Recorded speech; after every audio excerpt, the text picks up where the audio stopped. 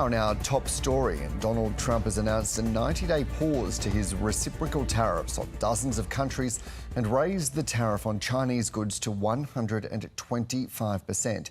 Han Shanlin is China Country Director of the Asia Group and joins us now from Shanghai. Welcome to the program. Thank you for having me on. How do you react to this news overnight of really, at first instance, China introducing those reciprocal tariffs and then the United States hitting back in a very forceful way? China is actually quite frustrated. What is clear is that they're much better prepared during the second Trump administration, during the first Trump administration, and that they have a much more diverse and deeper toolkit. But what's been unexpected for them is just how U.S.-China trade relations have literally unraveled so quickly without a clear off-ramp of a solution or even a communication channel of how to deal with this issue, except unless China capitulates, which is not likely going to happen given the China social media pressure for the Chinese leadership to stand strong. Yeah, and that certainly is what it appears is happening now. In a simplified way, it feels like there's a lot of brinkmanship here. The two presidents are waiting to see who will blink first. I just want to pick up on the point you made about China seems better prepared this time. Why do you think that is? Were they anticipating this? China actually was anticipating this. They made it fairly clear in their messaging even last year that they would basically follow the following steps. They would react firmly, although proportionately. They would have a utilization of more tools such as investigations, counter tariffs, export bans, and so forth. And interestingly, they do believe they have a better capacity to endure pain than the U.S. can, although that thesis will be tested in the coming months. Yeah, my word. And it's about, 7:36 in the morning in Beijing and across that part of Asia at the moment. What are you expecting the impact to be when markets start to open across the region in the next couple of hours? Well, certainly, other than the Chinese markets, many of the markets should breathe a sigh of relief. And so the rapid declines we've seen in the last several weeks should see a fair amount of recovery following what the U.S. markets did. China could be an exception, but here's a critical point. China's government now looks at the Chinese stock market as really a proxy for public confidence in government policy. So the government has made very clear the Chinese stock market almost has a put. In fact, it won't be allowed to decline too much. So will the Chinese government in that sense then be putting safeguards or measures to insulate the market? And I guess, is that akin to what we have seen reported in the last couple of days of some say it's weakening, others say it's managing the value of the yuan?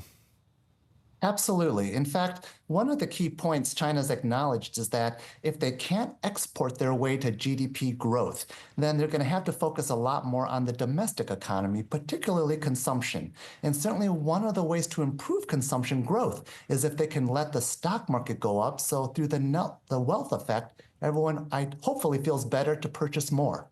So if that's the case and the Chinese government has those extraordinary levers to be able to manage the market and the currency, is there a point at which they say, actually, this has gone too far, or is that just not part of the decision-making process there? So the Chinese government is very methodical. They think through these very carefully. So they've been paying attention to the strength of the renminbi, the impact on trade, and so forth. But certainly, there's a lot more social media pressure where you're hearing the netizens protest at the unfairness, the unilateralism of the U.S., the bullyism.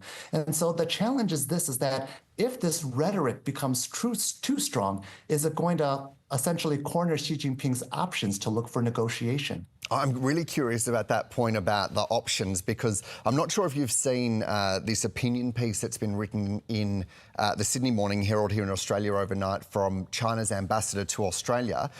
But he's really in this saying that there needs to be measures to come together to walk hand in hand with China. This is particularly aimed at the Australian government. Of course, we're in the middle of an election here, but also the international community, pointing out that there needs to be a challenge to the, quote, protectionism. What do you make of this? Is that one of the options you're referring to?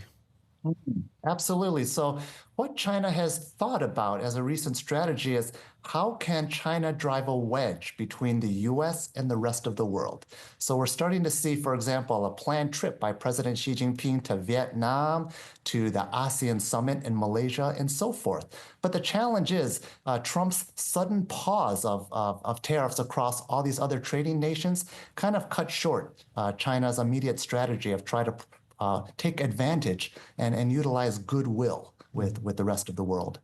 And just finally, we've seen this 90-day pause from US President Donald Trump on all of the additional tariffs for the rest of the world outside of the 10% base, and of course some of the tariffs focused on steel and aluminium and the like. But does this situation between China and the United States pose a risk to other economies such as Australia or elsewhere simply because of the flow-on impacts that might flow from it? Absolutely. For many situations, there was a belief that for if you were a manufacturer, for example, that you could produce in China because there were huge production efficiencies, a high-end manufacturing ecosystem. And so there was a strategy of maybe having using China as a manufacturing base to export to the rest of the world. If that was the case, this current high tariff situation on China doesn't make that possible. But it also presents a challenge for many nations of whose side will you follow? Will you side the US or will you side with China? And that's an awkward situation for any trading nation to have to wrestle with. Yeah, that is going to be an interesting one to watch. Han Chanlin, China Country Director of the Asia Group from Shanghai. Many thanks for your time.